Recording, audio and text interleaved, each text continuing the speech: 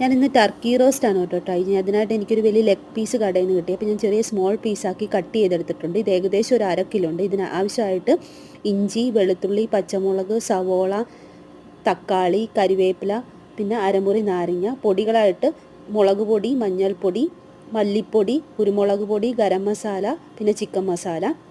Chicken roast എങ്ങനെയാണോ ഞാൻ ഉണ്ടാക്കുന്നത് ആ സെയിം രീതിയാണ് കേട്ടോ ടർക്കി റോസ്റ്റിനും ട്രൈ ചെയ്യുന്നത്. വെളിച്ചെണ്ണയാണ് ഞാൻ ഉപയോഗിക്കുന്നത്. വെളിച്ചെണ്ണയിലേക്ക് ഇഞ്ചി, വെളുത്തുള്ളി, പച്ചമുളക്, സവോള, തക്കാളി, കരിവേപ്പില ഇതെല്ലാം കൂടി ഇട്ട് വഴറ്റിയെടുക്കുക.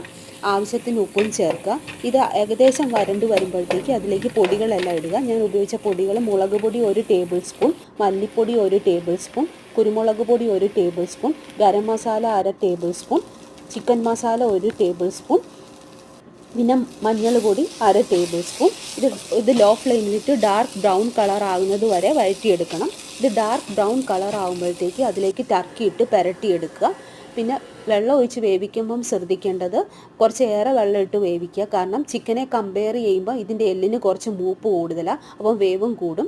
പിന്നെ നമുക്ക് വേവ് ആവശ്യത്തിനാകുമ്പം ഹൈ ഫ്ലെയിമിലിട്ട് വറ്റിച്ചെടുക്കാവുന്നതേ ഉള്ളൂ. പിന്നെ വെന്തുകൊണ്ടിരിക്കുമ്പോൾ തന്നെ നാരങ്ങാനീര് കൂടി ഒഴിക്കാൻ ശ്രദ്ധിക്കുക. നമ്മൾ സാധാരണ നാരങ്ങ ഉപയോഗിക്കുന്നതാണ് ചിക്കനും ഒക്കെ. ഇതിന് സ്പെഷ്യലായിട്ട് പറയാൻ കാരണം എന്നാന്ന് വെച്ചാൽ ഇതിനൊരു മുഷ്ക് മണമുണ്ട്, അത് മാറിക്കിട്ടും. പക്ഷേ ചിക്കനെ കമ്പയർ ചെയ്യുമ്പോൾ ഇതിന് നല്ല ടേസ്റ്റാണ് കേട്ടോ. ഒരു ചിക്കൻ ബീഫ് കോംബോ ടേസ്റ്റ്. നിങ്ങളും ട്രൈ ചെയ്ത് നോക്കും.